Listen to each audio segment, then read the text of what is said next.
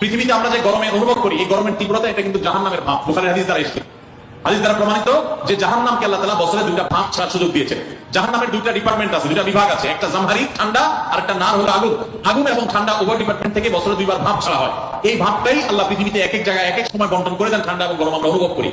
এটা জাহান্নামের ভাব হওয়ার কারণে গরমের তীব্রতায় কিংবা শীতের তীব্রতায় একজন মুসলমান জাহান্নামের কথা স্মরণ করবেন এবং আল্লাহর কাছে জাহান্নাম থেকে পানা চাইবেন এবং তিনি চিন্তা করবেন। কোরআনে আল্লাহ উল্লেখ করেছেন, কুল নারু জাহান্নামা আশাদ্দু হাররা, তোমরা যে গরমের তীব্রতা অনুভব করছো, জাহান্নামের আগুনের তীব্রতা গরম এর চাইতে অনেক বেশি। দুনিয়াতে আমরা যে আগুন জ্বালিয়ে থাকি, আমরা চুলাতে রান্না করার সময় যে আগুন জ্বালিয়ে থাকি, এর চাইতে ফ্যাক্টরিতে যে সমস্ত আগুন জ্বালানো হয় সেগুলো তীব্রতা অনেক বেশি। দুনিয়াতে আগুন যত তীব্র হতে পারে, জাহান্নামের আগুন তার চাইতে 70 গুণ বেশি তীব্র।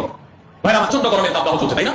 কাঠফাটা রোদ চলছে এবং আমরা বিভিন্ন সংবাদ মাধ্যম থেকে জানতে পেরেছি যে এই বছর এত বেশি গরম নাকি পড়ার আশঙ্কা আছে, সম্ভাবনা আছে যে গরমে প্রচুর মানুষের হিট স্ট্রোক হতে পারে, অনেক বেশি আপনার মানুষ অসুস্থ হয়ে যেতে পারে, দুর্ঘটনা ঘটতে পারে। গত বছর হজে রেকর্ড সংখ্যক মানুষ হিট স্ট্রোকে মারা গেছে এবং আমরা হজে ছিলাম, এত গরম এত কষ্ট মনে জানবে হয়ে যাবে। তো এরকম পরিস্থিতিতে একজন মুসলিম হিসেবে আমাদের কিছু করণীয় আছে। প্রথম হচ্ছে একজন দায়িত্বশীল এবং সচেতন মানুষ হিসাবে আমাদের যাতে হিট স্ট্রোকে আমরা যেন ক্ষতিগ্রস্ত না হয় তার জন্য চিকিৎসকগণ এবং সংশ্লিষ্ট বিষয় বিশেষজ্ঞ যে পরামর্শগুলো দিয়ে থাকে সেগুলো আমরা খুব গুরুত্বের সাথে মেনে চলবো। আমরা জানি ভিটামিন সি, লেবুর শরবত ইত্যাদি এই সময় খুব বেশি উপকারী হয়ে থাকে, সেগুলো আমরা বেশি করে পান করবো।